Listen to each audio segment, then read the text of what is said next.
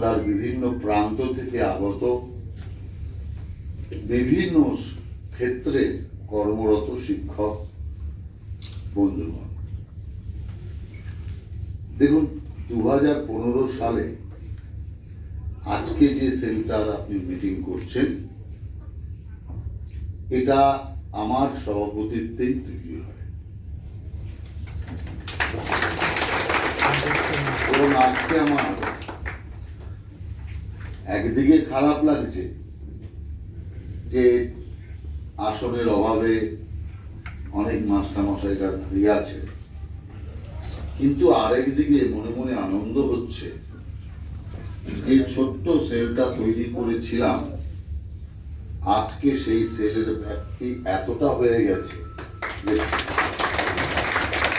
পার্টির হল ঘরেও ধরানোর মতো জায়গা নেই। হয়তো আরো অর্গানাইজ করলে মাঠে ময়দানেই করতে হতো। এটা দারুণ স্বস্তির বিষয়, কিন্তু এখন শুধুমাত্র স্বস্তি নিয়ে থাকলে চলবে না। এখন ওই মরণ কামড় বলে, সেই মরণ কামড় দিতে হবে। কারণ পরিস্থিতি যেদিকে যাচ্ছে তা ভয়ানক আকার ধারণ করছে পশ্চিমবাংলায়। আর আপনারাই সমাজের যদি প্রাথমিকভাবে বুদ্ধিজীবী বলা হয়, প্রথম নাম ওঠে আপনাদের। আর সমাজে যদি গুরু বলে কাউকে কেউ জানে, সে হচ্ছেন আপনারা। গুরু ব্রহ্মা, গুরু বিষ্ণু, গুরুর দেব মহেশ্বর, গুরু সাক্ষাৎ পরম ব্রহ্ম, তস্মৈ গুরবে নমঃ। অতএব সেই গুরুর আসন যেটা আপনারা অলংকৃত করছেন, সেই আসনে থেকে সমাজকে সঠিক দিকে পরিচালনা করবার দায়িত্ব আপনাদের উপর আছে। এই গুরু দায়িত্ব আপনাদের পালন, শুধু আমরা হলে একটা মিটিং করলাম, কিছু দাবি দাবার কথা বললাম, কিছু সুখ দুঃখের কাহিনী লিখলাম, আজকে আর সে সময় নেই। যখন আগুন লাগে তখন প্রতিবেশী যারা আছে তারা কেউ বসে থাকে যে আমাকে তো কেউ জলের বালতি নিয়ে যেতে বললো না, আমাকে তো কেউ উদ্ধারের জন্য আমন্ত্রণ জানানো না। তখন লোকে ধোয়া দেখে, দেখেই এগিয়ে যায়। যার যা সামর্থ্য, যার যা করার ক্ষমতা, তা তারা করতে থাকে। তার কারণ হচ্ছে নৈতিক দায়িত্ব, নৈতিক কর্তব্য হচ্ছে এই আগুনকে নেভানো। দেখুন, বাংলা এক সময় যে গর্বে ছিল, বা দেখলেও শেষ লগ্নটা দেখেছে, এই যে বাংলার অধঃপতন 1978 সাল থেকে শুরু হয়েছে, এই অধঃপতন আজকে চূড়ান্ত জায়গায় গিয়ে পৌঁছেছে। এবং সব দিক দিয়ে যদি আপনি দেখবেন, বাংলা আজকে সারা ভারতবর্ষের মধ্যে একটা অদ্বিতীয় রাজ্য। যে রাজ্যের বদনাম সারা দেশের মধ্যে শ্রেষ্ঠত্বের নিদর্শন রেখেছে। একদিন লোকে বলতো, শিক্ষা চাই, চলে যাও বাংলায়। শিল্প চাই, শিল্প করার জায়গা হচ্ছে বাংলা। চাকরি চাই, বাংলা চাকরির জন্য আদর্শ জায়গা। খেতে পাচ্ছ না, খাবার চাই, বাংলা মায়ের ভান্ডার, সেখানে কেউ অভুক্ত থাকে না। সব দিক দিয়ে এক গর্বের জায়গায় আমরা ছিলাম। আর সেই বাংলায় দুমুঠো ভাতের জন্য কয়েক লক্ষ বাংলার যুবক বাড়ি ঘর ছেড়ে দিল্লি, চেন্নাই, বোম্বাই ফুটপাতে ফুটপাতে ঘুরে বেড়াচ্ছে, প্রতারিত হচ্ছে। এই যে অবস্থা, এই যে এত বিশাল সংখ্যক মানুষ যারা বাংলাতে নেই, এটা আপনি জানতে পারতেন না। করোনা আমাদের যেমন অনেক কিছু নিয়েছে, তেমনি অনেক কিছু দিয়েছে, অনেক শিক্ষা দিয়ে গেছে। করোনা না হলে আপনি জানতে পারতেন না যে 55 লক্ষ মানুষ যারা বাংলায় ফিরে এসছে, আর ফেরেনির সংখ্যাটা কত? যারা মনে করেছে দিল্লিতে আছি, দিল্লিতেই থেকে যাব, যারা মনে করেছে যেখানে আছি সেখানে ভালো ব্যবস্থায় আছি, অতএব ফেরার দরকার নেই, কারণ মমতা বলছে করোনা এক্সপ্রেস আসছে, সেই কারণে যাব না। সেই সংখ্যাটা কত? সেই সংখ্যা ধরলে প্রায় কোটির কাছে। এই কোটি মানুষ যদি বাংলার অর্থনীতির ওপর চেপে বসে, কালকে যদি সেই কোটি মানুষ মনে করে যে না আর বাইরে থাকবো না, ঘরের ছেলে ঘরে ফিরব, চাকরি বাকরি তো দূরের কথা, খাদ্য সংকট হবে বাংলা। অথচ যে বাংলা মার খাদ্য অপুরন্ত ছিল। আমি এই কারণে বললাম যে অধঃপতন যখন শুরু হয়েছে, সব দিক দিয়ে শুরু হয়েছে। খাবারটুকু দেওয়ার মতো অবস্থা আজকে আমাদের নেই। কেন এটা? সর্বক্ষেত্রে নৈরাজ্য, সর্বক্ষেত্রে দলবাজি, সর্বক্ষেত্রে শোষণ, সর্বক্ষেত্রে মস্তান গুন্ডা রাজকে কায়েম করা, যে কারণে বাংলার আজকে এই অবস্থা। শিক্ষায় আমরা ভারতবর্ষের মধ্যে প্রথম ছিল, আজকে আমরা 15তম স্থান। যে বিহার, উড়িষ্যা নিয়ে আমরা হাসাহাসি করতাম, আজকে সেই বিহার, উড়িষ্যা আমাদের পেছনে ফেলে কোথায় চলে গিয়েছে। এই যে অবস্থা, এই যে অধঃপতন, এটা আমি মনে করি আমাদের বাঙালি জাতির লজ্জা। অথচ আমরা কেউ চাইনি, এর জন্য আমরা সবাই দায়ীও নই, কিন্তু নানান ভাবে রাজনৈতিক পৃষ্ঠপোষকতায় আজকের এই অবস্থা তৈরি হয়েছে। শিল্পে বাংলা দ্বিতীয় স্থানে ছিল, আজ পেছাতে পেছাতে 12 নম্বর স্থানে গিয়ে দাঁড়িয়েছে। শুধু ধোঁকাবাজি চলছে। এই যে একটা আর্থিক দিক দিয়ে বাংলা দেউলিয়া অবস্থা। আগের সিপিএম সরকার তারা ঋণ করে রাজ্য চালিয়েছে, তখন তারা 2.5 লক্ষ কোটি টাকা ঋণ করে গেছে। মমতা ব্যানার্জি এসে বলেছে কিস্তি দিতেই তো চলে যাচ্ছে টাকা, তো রাজ্যের উন্নয়ন করব কি করে? আর সেই মমতা ব্যানার্জি রাজ্য সৃষ্টি হওয়ার পর, পশ্চিমবঙ্গ সৃষ্টি হওয়ার পর থেকে সিপিএম যাওয়া পর্যন্ত 2.5 লক্ষ কোটি টাকা হচ্ছে দেনা, ঋণ। আর একাই মমতা আজকে 8.5 লক্ষ কোটি টাকা, এই মাত্র 15 বছরে। 15 বছর তো হয়। অতএব এই যে অবস্থা, বিশাল ঋণ, দেউলিয়া সম অবস্থা, অথচ সিপিএম আমলে যে আয় ছিল সরকারের, আজকে সেই আয় প্রায় 10 গুণ। এই সরকার 10 গুণ। তার কারণ এক একটা কোল মাইন্স ইত্যাদি বিক্রি হয়েছে, তার সবচেয়ে বেশি বেনিফিট পেয়েছে রাজ্য সরকার। বিশাল পরিমাণ টাকা রাজ্যের ভান্ডারে জমা পড়েছে। আর সবচেয়ে যেটা আন্দোলন করে তৃণমূল আটকানোর চেষ্টা করেছিলেন সেটা হচ্ছে জিএসটি হবে।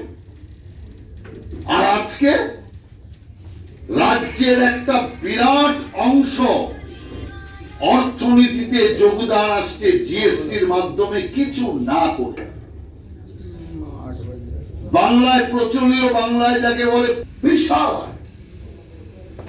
সরকার যদি খেলা মেলা দান দক্ষিণা ঘুষ এই রাজনীতি না করে আজকের যে আয় সেই আয়কে যদি জনজীবনের উন্নয়নের কাজে রাজ্যের উন্নয়নের কাজে লাগাতো, আজ পশ্চিমবাংলার চালচিত্র পাল্টে যেত। কিন্তু সরকারের নীতি কি? এখানে রেপ হয়েছে, ওর বাপ মাকে ঘুষ দিয়ে দাও। ওখানে ওটা হয়েছে, ওকে ঘুষ দিয়ে দাও। মহিলাদের হাত করতে হবে, ওখানে পাশে পাশে ঘুষ দিতে থাকো। সর্বত্র একটা ঘুষ রাজনীতির বাতাবরণ তৈরি করে উন্নয়নের টাকা, রাজ্যের টাকা এই ঘুষ নীতিতে চালিয়ে দিচ্ছে, যে কারণে ক্রমাগত রাজ্য পেঁচাচ্ছে। দেখুন, একটা কথা বলি, এতক্ষণ ধরে আমি যা বললাম, সমস্যা তো আরো অনেক। শুধু সমস্যা বলতে থাকলে রাত পর্যন্ত এখানে সমস্যা বলা যায়। এখনো তো হাসপাতাল ইত্যাদিতে ঢুকি। সেই জন্য সমস্যা যা কিছু আমি বললাম, আরো যদি সমস্যা হয় সব দূর হতে পারে, সব দূর হতে পারে। তার কারণ, যদি সৎ সরকার, ভালো সরকার আসে, সমস্যা দূর হতে পারে। এটা শুধু আশার কথা আমি শোনাচ্ছি না, আপনার চোখের সামনে আপনাদের তাজা প্রমাণ আছে। কংগ্রেস যখন রাজত্ব করেছে, মনমোহন সিং এর সরকারের সময় আর আগেও, মনমোহন সিং এর সময় তো সপ্তাহে একটা করে দুর্নীতি বেরোত। এই যে বড় বড় অঙ্কগুলো, এগুলো আমরা তো আগে শুনিনি কখনো। তো এই যে বিশাল বিশাল অঙ্কের টাকার দুর্নীতি, এ তো আমরা শিখলাম মনমোহন সিং এর সরকার থেকে। আমরা তো কোটি পর্যন্তই জানতাম, এর বাইরে কিছু জানতাম না। এই যে একটা কোটির পরে আরো এতগুলো লম্বা লম্বা শূন্য, শূন্যের মেলা, এগুলো তো শুনতেই পারিনি, বুঝতেই পারিনি আগে। এখনো লিখে দিলে পরে বোঝার উপায় নেই। তো এই বিশাল দুর্নীতির মাধ্যমে ভারত তো পিছিয়ে গিয়েছে। মনমোহন সিং তো অনেক পরে, তার আগে রাজীব গান্ধী কি বলে গেছে, রেকর্ডেড ভয়েস, পার্লামেন্টে দাঁড়িয়ে বলেছে, 1 টাকা উন্নয়নের জন্য পাঠালে 12 টাকা গিয়ে পৌঁছায়, আর সেই 12 পয়সা গিয়ে পৌঁছায়, আর সেই 12 পয়সায় কাজ হয় না, ওটা আবার ফেরত আসতে আসতে উধাও হয়ে যায়। প্রধানমন্ত্রীর ভাষণ। অতএব এই থেকেই বোঝা যাচ্ছে কিচ্ছু উন্নয়ন হয়। গরিবী হাটানোর নাম করে ইন্দিরা গান্ধীর সরকার গরিব হাটানোর কাজ চালিয়েছে। দেখুন, ভারত সারা বিশ্বে পরিচয় ছিল ভিখিরি ভারত, গম চাওয়া ভারত, খেতে না পাওয়া ভারত, অর্থনৈতিক দুর্বল ভারত, অর্থনৈতিক জীবনে ধুঁকতে থাকা ভারত। অর্থাৎ ভারত বিশ্বের মানচিত্রে একটা ক্ষুদ্রতম নিকৃষ্ট একটি দেশ ছিল। এক সরকার পরিবর্তন হয়েছে, আজ ভারত এমন একটা জায়গায় এসে দাঁড়িয়েছে যে আন্তর্জাতিক ক্ষেত্রে ভারতের সম্মান কোথায় পৌঁছেছে। জাপানের মতো এত অর্থনৈতিক সুদৃঢ় দেশ, তাকে পেছনে ফেলে আমরা অর্থনৈতিক দিক দিয়ে চতুর্থ স্থান দখল করে নিয়েছি। সামরিক দিক দিয়ে ভারতের ক্ষমতা কতটা, একবার অটল বিহারী বাজপেয়ী সরকার যখন ছিল, ভারত কি করে তার নিজস্ব প্রযুক্তিতে করতে পারে, তারপরে আবার দুর্নীতির আবহাওয়া চলেছে। আজ পাকিস্তানের সাথে যুদ্ধে আকাশ ক্ষেপণাস্ত্র, এই যে ক্ষেপণাস্ত্র গুলো ভারত চালিয়েছে, আরো তো ছিল স্টোরে আছে, বের করেনি। এক ব্রহ্মাস্ত্রের ধাক্কায় সারা বিশ্ব চিন্তিত হয়ে পড়েছে যে ভারত তার নিজস্ব টেকনোলজিতে কিভাবে এই রকম ক্ষেপণাস্ত্র তৈরি করতে পারে। তো সেই কারণে আমি আপনাকে বলতে চাই, যেটা বলতে চাইছিলাম, বাংলা পিছিয়ে গেলে আবার এগোবে। ভারত পিছিয়ে গিয়েছিল, ভারত মাতার সুযোগ্য সন্তান যখন ভারত পরিচালনায় চলে এসছে, আজ ভারত মাতা বিশ্বের দরবারে মাথা উঁচু করে দাঁড়াচ্ছে। তেমনি বাংলা নিয়ে আমি চিন্তা করি না। ভারত সরকার আসবে, আমরা আসব, পিছিয়ে যাওয়া বাংলা আবার উঠে দাঁড়াবে। সেই কারণে যতই পেছা, এগোনোর রাস্তা খোলা আছে। আর সেই এগোনোর রাস্তা দুর্নীতিবিহীন সমাজ সেবা, মানব সেবা এবং রাষ্ট্রীয় চেতনাকে মাথায় রেখে কাজ করে আমরা আবার বাংলাকে সোনার বাংলা তৈরি করতে পারি। কষ্ট হলেও আবার বাংলাকে ভারত সেরা করতে পারি। কিন্তু আমি যেখানে আসতে চাইছি সেটা হচ্ছে আরো চিন্তার বিষয়। এ তো আপনি পিছিয়ে গিয়েছেন, এগিয়ে যেতে পারেন, যদি বাংলাটাই না থাকে তাহলে এগোবেন কোথায় আর পেছবেন কোথায়?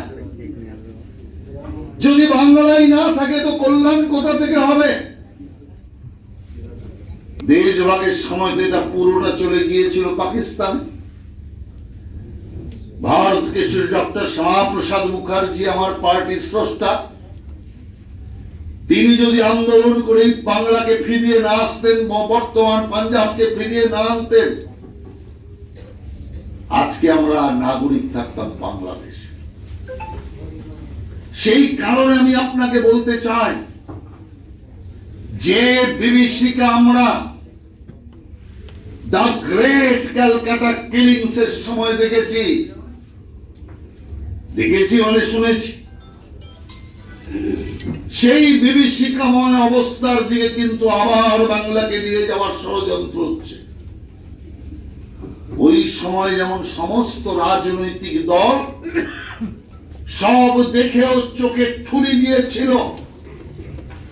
আজকে তো আরো রাজনৈতিক দল তোষামত করে যাচ্ছে। সেই কারণে ভয়ঙ্কর অবস্থা থেকে মুক্তি পাওয়ার জন্য, যেটা আমি বললাম, আগুন লেগেছে, কে ডাকলো কে না ডাকলো এ দেখার আর সময় নেই। কদিন বাকি আছে ইলেকশন?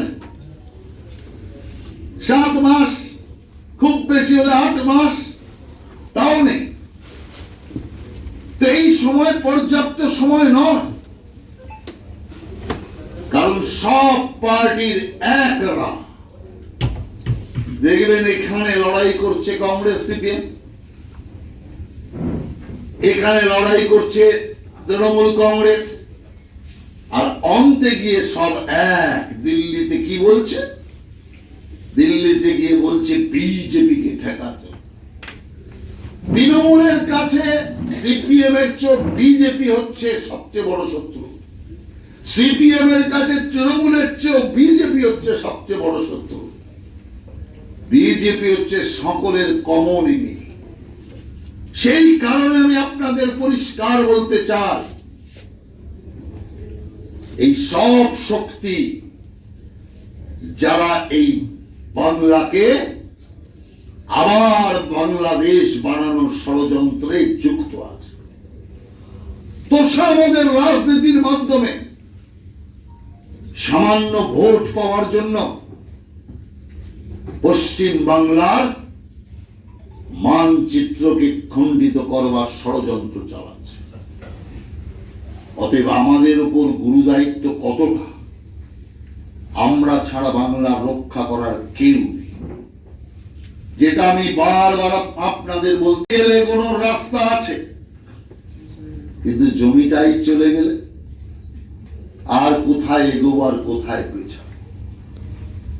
সেই কারণে এই লড়াই মা বোনের ইজ্জত রক্ষার লড়াই। এই লড়াই বাংলা মাতার সার্বভৌমত্বকে রক্ষা করার লড়াই। ভারত মাতা এক সময় কাঁদছিল, এখন তার সুযোগ্য পুত্রের হাতে ভারত মাতা সুরক্ষিত। তাই ভারত মাতা হাসছে, বাংলা মাতা আজকে কাঁদছে, আতঙ্কিত আছে।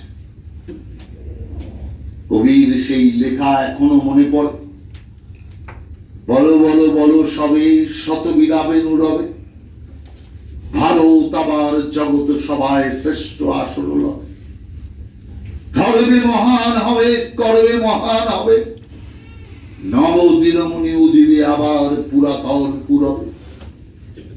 ভারত সেই দিকেই যাচ্ছে, স্বামী বিবেকানন্দের ভবিষ্যৎবাণীর দিকেই যাচ্ছে।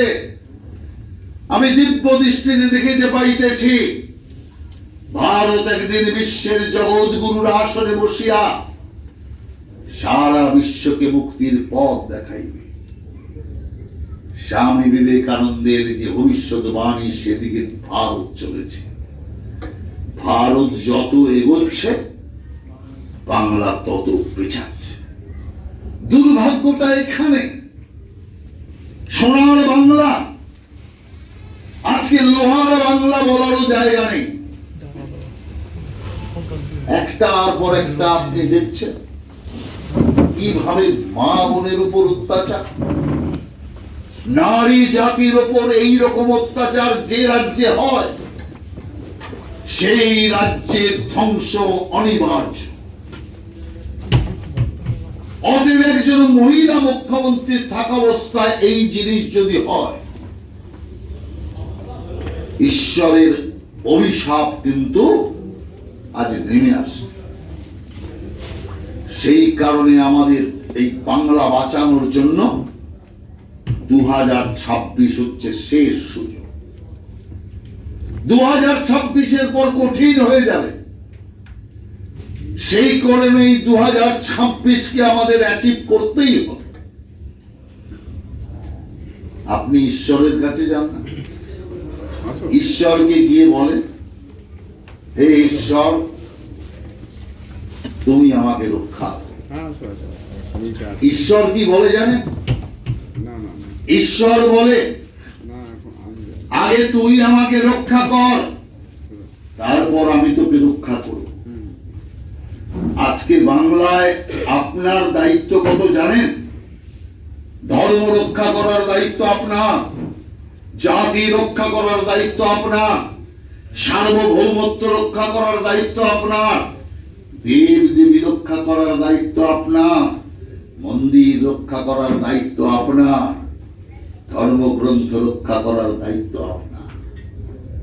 আমরা থাকলে মন্দির থাকবে, দেবতা থাকবে, শাঁখ কাসর ঘন্টা বাজবে, ধূপ দীপ জ্বলবে। কিন্তু আমরা যখনই থাকবো না, মন্দির ভগ্ন হবে, দেব দেবীর মাথা গাজলের মতো, মালদার মতো উল্টো হবে। আমরা থাকবো না, সেখানে গিয়ে পূজা পার্বণ নিষিদ্ধ হবে, উলুধ্বনি নিষিদ্ধ।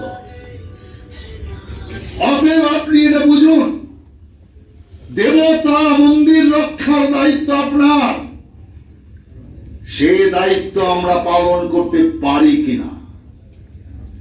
যদি আমরা পালন করতে পারি, ঈশ্বর আমাদের সাথে আছেন, ঈশ্বর আমাদের সাথে থাকবে। কারণ ভগবান শ্রীকৃষ্ণ এটাই বলেছিলেন, সত্যের উপর মিথ্যা, ধর্মের উপর অধর্ম সাময়িক বিজয় পেতে পারে, কিন্তু শেষ পর্যন্ত সত্যের জয় হবে, ধর্মের জয় হবে। সৃষ্টির পর থেকে কখনো ধর্মকে অধর্ম জিতে দাঁড়িয়ে থাকতে পারেনি। ঈশ্বরের এই বাণী ফলবেই ফলবে, কিন্তু সেই বাণী অনুযায়ী কার্য করতে হবে। কার্য না করলে কি করে হবে? চলছে, আপনাদের সবার মনে আছে, অর্জুন ভীষ্মের সামনে এলে হাত পা কাঁপতে শুরু করে। যোদ্ধা কম তার জন্য নয়, শ্রদ্ধা ভালোবাসা, সেই কারণে তার বাণ সেভাবে ছোটে না। আর ভীষ্ম ইতিমধ্যে প্রতিজ্ঞা করলেন, প্রত্যেক দিন 10,000 পাণ্ডব সেনা মারব। পঞ্চ পাণ্ডবকে তো তিনি অভয় দিয়ে দিয়েছেন। 10,000 সেনা মারা মানে ও তো 5 দিনে যুদ্ধ শেষ। শ্রীকৃষ্ণের সত্য বুঝতে পেরেছিলেন, তাই ভীষ্ম যখন মারতে শুরু করেছে, প্রথম দিন 10,000 মেরে দিয়েছে, দ্বিতীয় দিন মেরে দিয়েছে, তৃতীয় দিন অর্জুনকে নিয়ে ভীষ্মের সামনে শ্রীকৃষ্ণ দাঁড়িয়েছে। অর্জুন আর ভীষ্মের লড়াই শুরু হল। অর্জুন যে বাণ ছোড়ে ভীষ্মের গায়ে লাগে, মনে হচ্ছে ফুল ছুটছে অর্জুন। ভগবান দেখলেন না, এ করলে তো হেরে যাবে যুদ্ধ। তিনি প্রতিজ্ঞা করেছিলেন, আমি অস্ত্র ধারণ করব না। শ্রীকৃষ্ণ কি করলেন? ভগবান শ্রীকৃষ্ণ রথ থেকে নেমে পড়লেন। রথ থেকে নেমে তার সুদর্শন চক্র তুলে ধরলেন। যেই সুদর্শন চক্র ঘুরতে শুরু করলো, ভীষ্ম সঙ্গে সঙ্গে রথ থেকে নেমে হাঁটু গেড়ে বসে বললেন, আমার এত বড় সৌভাগ্য, স্বয়ং ভগবানের হাতে আমি আমার জীবন দেব, এর চেয়ে বড় সৌভাগ্য আর হতে পারে না। আর আমার শৌর্য বীর্য এমন যে ভগবানের কথার খেলাপ আমি করাতে পেরেছি। যিনি বলেছিলেন অস্ত্র ধরবেন না, তিনি আমার কারণে অস্ত্র ধরেছেন। মারুন মারুন, সুদর্শন চক্র ঘুরতে শুরু করেছে। ইতিমধ্যে অর্জুন দেখলো সর্বনাশ। রথ থেকে নেমে শ্রীকৃষ্ণর পা জড়িয়ে ধরলেন। শ্রীকৃষ্ণর পা জড়িয়ে ধরে বললেন, এই কাজ আপনি করবেন না। লোকেরা আপনাকে নানান কথা বলবে, আপনি প্রতিজ্ঞাবদ্ধ, প্রতিশ্রুতিবদ্ধ। কি বলেছিলেন ভগবান? ভগবান বলছেন, এটাই আমাদের সর্বক্ষেত্রে সর্বসময় মনে রাখা দরকার। ভগবান বলছেন, আমাকে লোকেরা বলবে ভগবান কথার খেলাপি, আমাকে লোকেরা বলবে ভগবান অসৎ সৎ, ভগবান কথা দিয়ে কথা রাখতে পারে না, ভগবানের কথার কোনো বিশ্বাস নেই। এতগুলো অপবাদ আমি মাথা পেতে নিতে প্রস্তুত আছি, কিন্তু আমারই চোখের সামনে ধর্ম পরাস্ত হবে, অধর্মের পতাকা উড়বে, এই আমি কখনো হতে দিতে পারি না। অতএব আমি সৎ হতে রাজি আছি, আমি অসৎ হতে রাজি আছি। সেই কারণে সত্যকে রক্ষা, ধর্মকে রক্ষাই সবচেয়ে বড় কাজ। ভগবান যদি সত্যকে রক্ষা করার জন্য, ধর্মকে প্রতিষ্ঠা রাখবার জন্য নিজের কথা পর্যন্ত বিসর্জন দিয়ে দিতে পারে, এর চেয়ে বড় প্রমাণ আর কিছু হতে পারে না। সেই কারণে আমি আপনাদের সবাইকে বলতে চাই, এখন একটাই আপনাদের কাজ, কি করে ভোট বৃদ্ধি হয়। দু রকম পদ্ধতিতে আমি আপনাদেরকে বলতে চাই, একটা হচ্ছে আরেকটা হচ্ছে অদৃশ্য। এই দুই রাস্তা অবলম্বন করুন। নিজেরা যে যেখানে আছেন, জেলা ইউনিট ধরে আজকে যে শিক্ষকদের যে বিরাট সমস্যা, সেই সমস্যার মাঝে আমাদের শিক্ষকদের ভয়েস এখনো সেইভাবে পাওয়া যায়। কারণ শিক্ষকদের শিক্ষা ক্ষেত্রে এত বড় অনটন, বিজেপির যে শিক্ষা সেল আছে সেই অস্তিত্বের প্রমাণ কিন্তু এখনো হয়নি। খারাপ ভাবে নেবেন না, স্পোর্টিংলি, কিন্তু এখনো সময় চলে যায়, এখনো এই লড়াই চলবে, আরো কিছুদিন যাবে। আপনার হাতে মৌকা এখনো থাকবে। সেই কারণে বিজেপির শিক্ষক সেলের মতামত, শিক্ষক সেলের যে করণীয় কর্তব্য, মানুষ যাতে বুঝতে পারে যে বিজেপির এত বড় শিক্ষক সেল আছে, তাদের ওই বিষয়ে বক্তব্য আছে। দ্বিতীয় বিষয় হচ্ছে জেলায় জেলায় কিছু শিক্ষক সেলের মাধ্যমে, আমি মন্ডল পর্যায়ে বললাম না, ইচ্ছা আমার বিধানসভা পর্যায়ে বলার, কিন্তু বিধানসভা পর্যায়ে কতটা আপনারা করতে পারবেন সেটা আপনাদের যে সম্যক শক্তি তার উপর নির্ভর করছে। আমার বক্তব্য হচ্ছে যদি 10টা বিধানসভায় করতে পারেন, 10টা বিধানসভায় ঠিক আছে। যদি 10টা বিধানসভার সিঙ্গেল না করতে পারেন, লোকসভা ওয়াইজ অর্থাৎ জেলা ওয়াইজ করুন, কিন্তু দৃশ্যমান কিছু করুন। মিছিল, মিটিং, অবস্থান, এই করে বিজেপির এই বিষয়ে বক্তব্য শিক্ষক সেলের মাধ্যমে সমাজে প্রতিষ্ঠিত হওয়া দরকার। 2 নম্বর হচ্ছে আপনারা যেদিকে নজর দেন সেটা কোথায়, যে শিক্ষক আমি আছি আর শিক্ষক কি আছে। খুব ভালো, শিক্ষককে শিক্ষক ধরে আনতে হবে। কিন্তু আমার যেটা মনে হয়, যদি ভুল না হয়ে থাকে, আমার আরেকটা বিরাট সংখ্যক শিক্ষক আপনাদের নজরের আড়ালে হয়তো থেকে গেছে, সেটা হচ্ছে প্রাইভেট টিউটার। এলাকায় এলাকায় প্রাইভেট টিউটারের লিস্ট করুন, প্রাইভেট টিউটারকে ধরার চেষ্টা করুন। শিক্ষকের যে প্রাইভেট টিউটারের সংখ্যা বেশি, কোচিং চালায় প্রাইভেট টিউটার, সে একদম প্রাথমিক স্তর থেকে উচ্চ স্তর পর্যন্ত পড়ানোর প্রাইভেট টিউটার, যাদের আমরা নজরের বাইরে রাখি। বেশিরভাগই আমরা কি করি, সরকারি বা আধা সরকারি প্রতিষ্ঠানের উপরই নজরটা আমাদের বেশি থাকে। এখন বললাম আগুন লেগেছে, অনেক বালতি জল লাগবে নেবানোর জন্য, যে কারণে পরিধি আপনার বাড়াতে হবে। এই প্রাইভেট টিউটারের সুবিধা কোথায় জানেন? বাড়ির ভেতরে ঢোকে।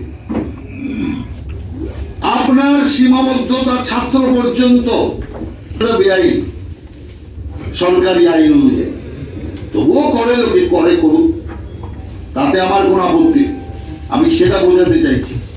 আমি বোঝাতে চাইছি যে বিরাট সংখ্যক প্রাইভেট টিউটার যারা বাড়ির ভেতরে ঢুকে থাকে, অর্থাৎ আমাদের মতকে বাড়ির ভেতরে ইনজেক্ট করবার একটা বড় ইনজেকশন হচ্ছে ওই প্রাইভেট টিউটার। গোত্র আপনাদের একই, আপনার গোত্র ওর গোত্র এক, মিলতে কোনো সমস্যা নেই। একে অপরের সমস্যাকে আমরা নিজেরা চর্চা করে নিতে পারি এবং খুব শিগগিরই আমরা তাদেরকে কাছে পেতে পারি, তার কারণ যে আমিও যা ও তা। সেই কারণে আমি আপনাদের বলবো, কোনো পার্টি করে না, কোনো পার্টিরই নেই, সেই জন্য কোনো ইউনিয়ন করার দরকার নেই। আপনার সংগঠনের সাথে যুক্ত করুন, লিস্টে নাম রাখুন। আর আপনার সংগঠনের সোশ্যাল মিডিয়া আছে কিনা আমি জানি না, আপনাদের সোশ্যাল মিডিয়ার সাথে আপনি ওই শিক্ষকদের যুক্ত করুন, আর তাকেই সামগ্রিক বিষয়টা বোঝান যে বাংলা মায়ের অস্তিত্ব সংকটে, এক ভৌগোলিক দিক দিয়ে সংকটে, আর এক রাজনৈতিক সামাজিক দিক দিয়ে সংকটে। এটা যদি আপনি বোঝাতে চান, বোঝান, একজন সাধারণ মানুষকে বোঝাতে যে কষ্ট হয়, আর একজন শিক্ষককে বোঝাতে তার 4 ভাগের 1 ভাগ বাক্য ব্যয় স্বদেশে বুঝে যায়। সেই কারণে যদি এই টিচারদের আমরা তৈরি করতে পারি, আর তাদের কাজ হচ্ছে বাড়ি বাড়ি গিয়ে, ছাত্র যেখানে ভোটার আছে সেই ছাত্র, ভোটার যেখানে ছাত্র নেই তার মা বাবা আত্মীয় পরিজন, তাদের মধ্যে এই অবস্থাটা, এর উপায় কি তা চিন্তা করার ব্যবস্থা করা।